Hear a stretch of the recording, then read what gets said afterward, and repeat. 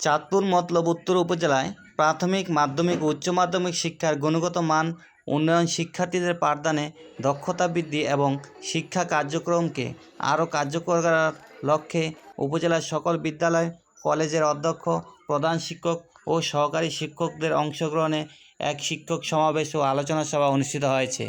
শনিবার উপজেলা মাঠে আয়োজিত এই সমাবেশে সভাপতিত্ব করেন মতলব উত্তর উপজেলা নির্বাহী কর্মকর্তা মাহমুদা কুলসুম মনি।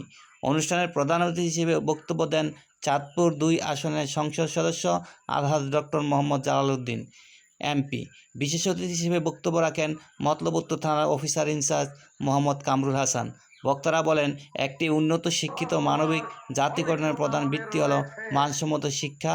এই লক্ষ্য অর্জনে শিক্ষকদের দায়িত্বশীলতা বৃদ্ধি, শিক্ষার্থীদের নিয়মিত উপস্থিতি নিশ্চিতকরণ, দৈনিক মূল্যবোধের বিকাশ এবং শ্রেণীকক্ষে আনন্দমুখর শিক্ষার পরিবেশ সৃষ্টি করতে হবে। পাশাপাশি অভিভাবক, শিক্ষক ও প্রশাসনের সম্মিলিত উদ্যোগ শিক্ষার গুণগত মান আরও উন্নত করা সম্ভব। প্রধান অতিথির বক্তব্যে এমপি ডক্টর মোহাম্মদ জালাল উদ্দিন বলেন, সরকার শিক্ষার মানোন্নয়ন ধারাবাহিকভাবে কাজ করে যাচ্ছে। শিক্ষকদের সমস্যা, প্রয়োজনকে গুরুত্বের সঙ্গে বিবেচনা করে শিক্ষাবান্ধব পরিবেশ নিশ্চিত করার উদ্যোগ নেওয়া হচ্ছে।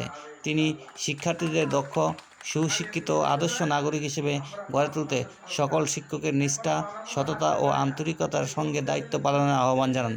সভাপতির বক্তব্যে ইউনু মাহমুদা কুলসুম মনি বলেন, শিক্ষার্থীদের মৌলিক দক্ষতা অর্জনে শিক্ষকদের আরও দায়িত্বশীল ভূমিকা পালন করতে হবে। প্রতিটি শিশুকে পাঠ্যাভ্যাস করার এবং শ্রেণীকক্ষে কার্যকর শিক্ষার্থী কেন্দ্রিক পাঠদান নিশ্চিত করতে শিক্ষক, বিদ্যালয় পরিচালনা কমিটি, অভিভাবকদের সম্মিলিত কাজ করার উপর তিনি গুরুত্ব আরোপ করেন।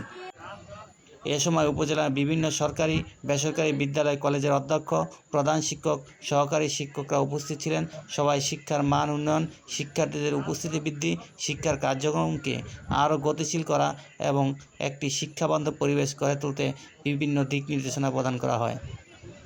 আবু নাসের, মতলব উত্তর, চাঁদপুর।